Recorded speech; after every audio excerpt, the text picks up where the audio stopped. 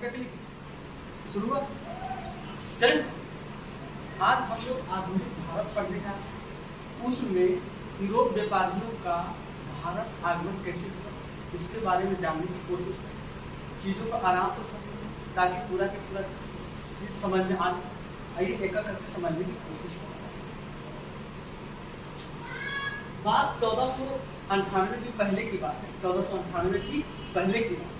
पहले जो यहाँ से व्यापार हुआ करता था, खास करके जो मसालों का व्यापार हुआ करता था, आप भली भांति जानते हैं कि भारत को सोने की चिड़िया के नाम से जाना जाता है। सोने की चिड़िया के नाम का मतलब यह हुआ कि यहाँ भारत में धन संपदा, खास करके मसाला बहुतायत मात्रा में पाया जाता है।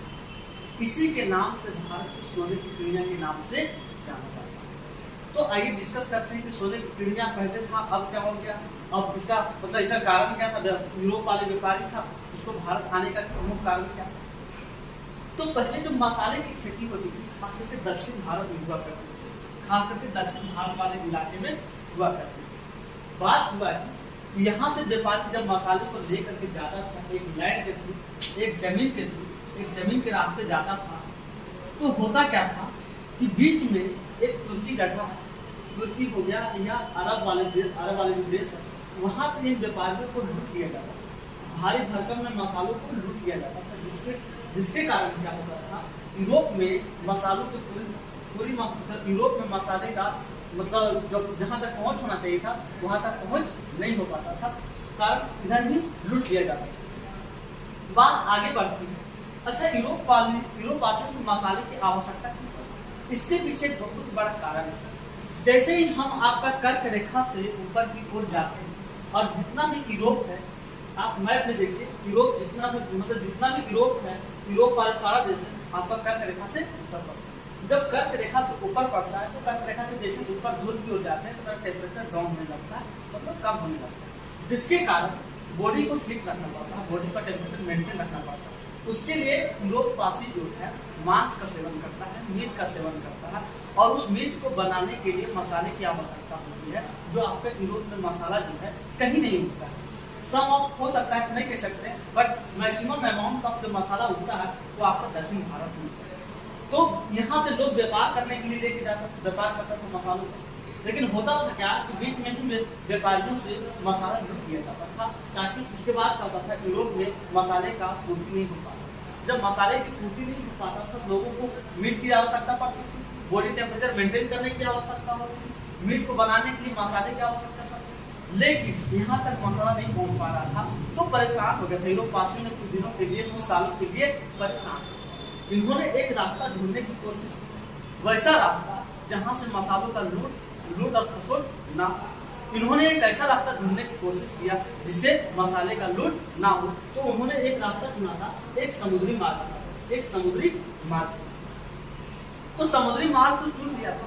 और सबसे बड़ी बात कि यूरोप में जो है पुनर्जागरण हो रहा था। पुनर्जागरण करने के मतलब यह हुआ कि साइंस एंड टेक्नोलॉजी में डेवलपमेंट हो रहा था, नया नया नाव बन रहा था, नया नया टेक्नोलॉजी का आविष्कार हो रहा था। तो उसी नाव लेकर के एक आपका स्पेन का व्यक्ति था जिसका नाम कोलंबस था। तो भारत का खोज में कोलंबस नाम के व्यक्ति भारत की खोज में, वो भारत की खोज ना करके वो नॉर्थ अमेरिका की खोज लेता है, आपका उत्तरी अमेरिका का खोज लेता है। एक खोज लेता है 1492। एक कोलंबस नामक व्यक्ति जो स्पेन के था, वो भारत की खोज के लिए निकला था, लेकिन भारत की खोज ना करके वो नॉर्थ अमेरिका, उत्तरी अमेरिका का खोज कर लेता है। कब कर लेता है? तो 1492 ईस्वी में नॉर्थ अमेरिका मतलब उत्तरी अमेरिका का खोज कर। बात आगे बढ़ती, उसके कुछ साल बाद, 6 साल बाद 1498 में एक पुर्तगाल व्यक्ति जिसका नाम वास्को डी गामा था, 1498 में भारत की खोज कर दिया। 17 मई 1498 में भारत की खोज कर दिया। अब कैसे खोज किया उसके बारे में जानने की कोशिश करते हैं। पुर्तगाल निवासी जिसका नाम वास्को डी गामा। सबसे पहले एक यहाँ स्पेन के बगल में एक जगह है जिसका नाम पुर्तगाल, यहाँ के जो व्यक्ति, पुर्तगाल का जो व्यक्ति है उसका नाम वास्को डी गामा। ये 1498 से पहले निकलता है, 1498 से पहले निकलता।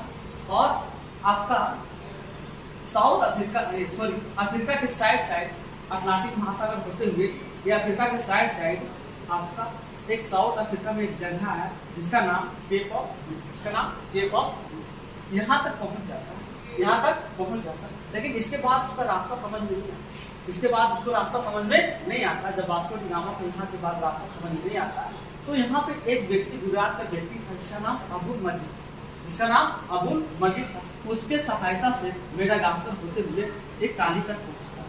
कालीकट एक बंदरगाह हुआ करता था।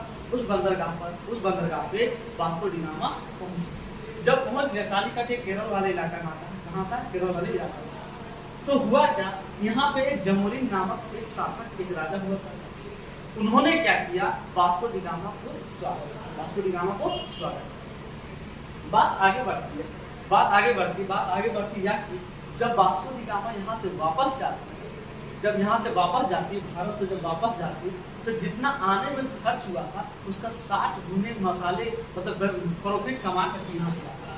60% जो है, 60% जो है, 60 गुना जो है, ये मैक्सिमम जो है मसाले का आपका व्यापार करके चले जाते हैं, यहाँ से चले जाते हैं। और वास्को डी गामा एक बार नहीं, ये 3 बार आते हैं। भारत कितने बार आते हैं? 3 बार आते हैं। उसके बाद क्या होता है, यहाँ पे व्यापार को कंट्रोल करने के लिए, भारत में व्यापार को कंट्रोल करने के लिए पुर्तगाल के वायसराय, तो फर्स्ट यहाँ से भी क्वेश्चन बनता है, फर्स्ट पुर्तगाल का वायसराय कौन था जो भारत आया था? उसका नाम है फ्रांसिस्को दा अल्मेडा, जो आपका 1505 में वायसराय बन करके भारत आता है। इसके बाद साल बीतता है, समय आगे जाता है। उसके बाद 1509 में अल्फांसो दा अल्बुकर्क, जिसको हम वास्तविक संस्थापक के रूप में जानते हैं, वो 1509 में आपका वायसराय बनकर आता है, पुर्तगाल का वायसराय बन करके। इन्होंने क्या करता है, सर्वप्रथम 1510 में क्या करता है, एक यूसुफ आदिल शाह से, जो आपका बीजापुर का एक शासक होता है, उससे गोवा छीनने की काम करता है। उसके बाद क्या करता है, जो सर्वप्रथम अपनी जो कोठी है, जो आपका व्यापारिक केंद्र है, वो कोचिन को क्या करता है, स्थापना करता है। इस तरह से क्या होता है, मामला आगे बढ़ते जाता है। फिर एक के बाद एक यूरोप व्यापारी आते जाएंगे और यहाँ पे अपना कोठी और व्यापार करना शुरू कर देंगे। तो ये भी कर पूछता है सबसे पहले कौन आया, तो सबसे पहले आपका पुर्तगाल आया, उसके बाद डच आया, उसके बाद अंग्रेज आया, और इसके बाद पुर्तगाल का डच के बाद अंग्रेज आया, के बाद डेनिश आया, और लास्ट में फ्रांसीसी आता है। और ये एक तरफ हमेशा पूछता है, ये आपका पीसीएस हो जाए या यूपीएससी हो जाए, इसमें लगातार एक क्वेश्चन पूछता है और पूछते रहेगा। ये आने का कर्म, ना कि यहाँ पे आपका जो बिजनेस है, जो व्यापार है, वो एस्टेब्लिश करने का कर्म दूसरा होगा, वो नेक्स्ट स्लाइड में हम बताएंगे। यहाँ तक आप तब तक जानेंगे, ठीक है? तो ठीक है, यहाँ तक क्लियर हो, कोई दिक्कत? क्लिक करो।